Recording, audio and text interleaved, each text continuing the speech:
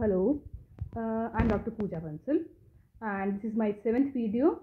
Today we are going to discuss about the gestational trophoblastic disease, and let's start with the definition. It is abnormal trophoblastic proliferation along with the swelling of villi, and it occurs in 10 in 1000 pregnancies. It is divided into two types, basically molar and non-molar. Non-molar is also called gestational trophoblastic neoplasia as they are of malignant types. Most common is invasive mole, that is 15%, and second is choriocarcinoma.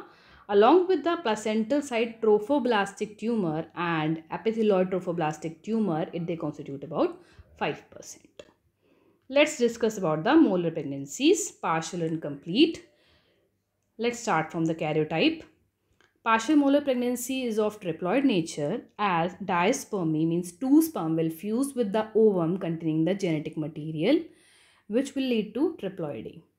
Complete mole pregnancy is of diploid nature, and monospermy is more common than dispermy. In monospermy, one sperm will fuse with the empty ovum, means there is no maternal genetic material, and after duplication of the chromosome, 46XX will form. And in dispermy, two sperm will fuse with the empty ovum, lead to formation of 46XX and 46XY. Let's discuss about the pathology. It is gold standard investigation. In this picture of partial molar pregnancy, you can see the fetus, amnion and fetal RBC are present and absent in the complete molar pregnancy. And there is focal villus edema and trophoblastic proliferation in partial molar pregnancy. And there is diffuse villus edema and trophoblastic proliferation in complete molar pregnancies.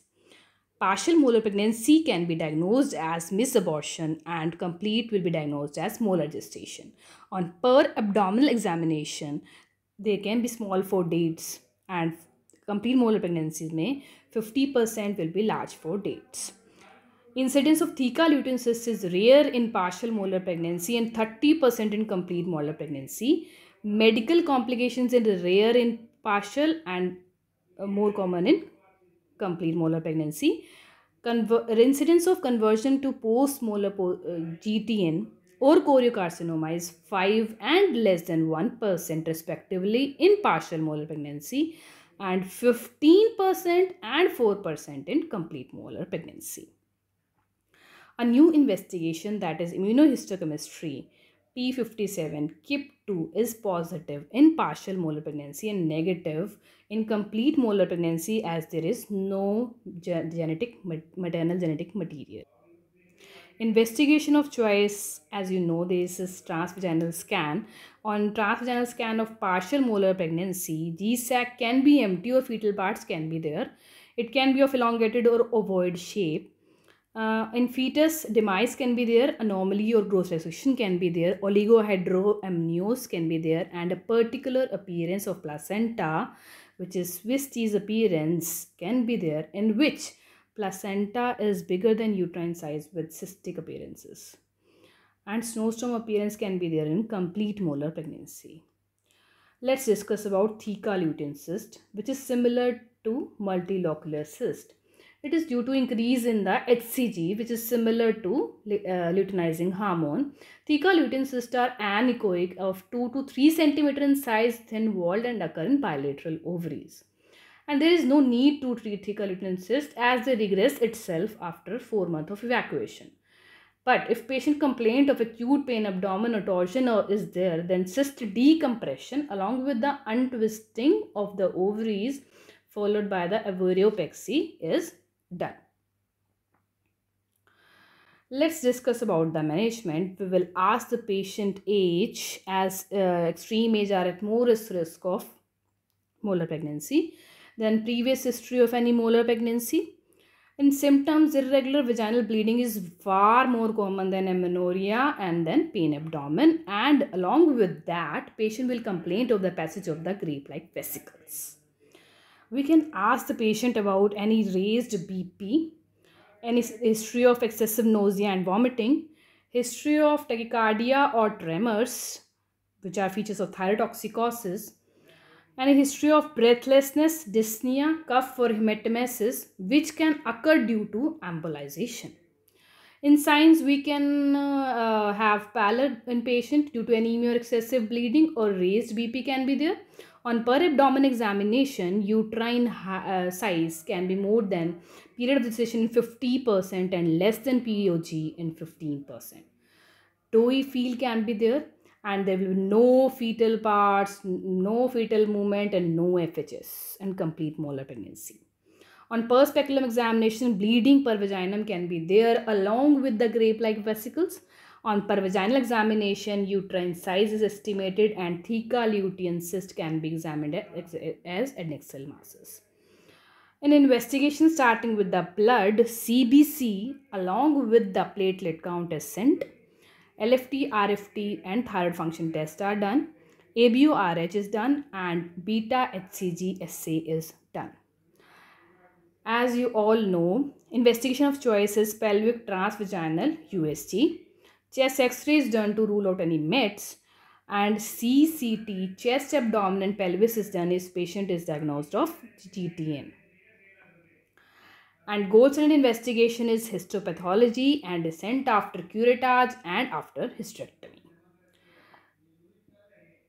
And on per vaginal examination, if cervix is open, then we have to take the consent of the patient and after arranging 2 units of blood, we will give patient antibiotic and fluids. Let's talk about the oxytocin. Oxytocin is not contraindicated, but it is not given because due to of high risk of embolization. But if we see there is excessive bleeding or hemorrhage is there, then 20 units at the rate of 20 drops per minute can be given, and NTD given if required. Then suction and evacuation followed by the sharp curettage along with the histopathological examination is done. On the other hand, if cervix is closed, prostaglandin is not given, but meso can be given, and if cervix get dilated, then we have to give the treatment as we have discussed. And if cervix is not dilated, then hysterectomy is done. And there are certain other indications where hysterectomy can be done in elder or multi-parent patient who doesn't desire to have retain fertility.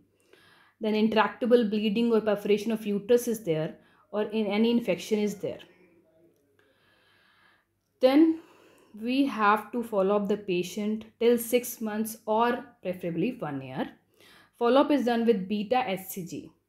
After 48 hours of evacuation, we will send the beta HCG, and then weekly till 3 consecutive negative reports are there. But why we have to do the follow-up? Because there is risk of conversion to GTN and or identify the GTN earlier. Then if negative report come, then follow-up monthly is done till 6 months after negative beta HCG, and we ask her to avoid pregnancy for 1 year, and contraceptive of choice given is OCP, as it gives additional benefit to us because it reduces the LH levels, which might can interfere in the beta HCG quantitative assay. Others like DMPA barrier sterilization can be advised, but IUCD is totally contraindicated.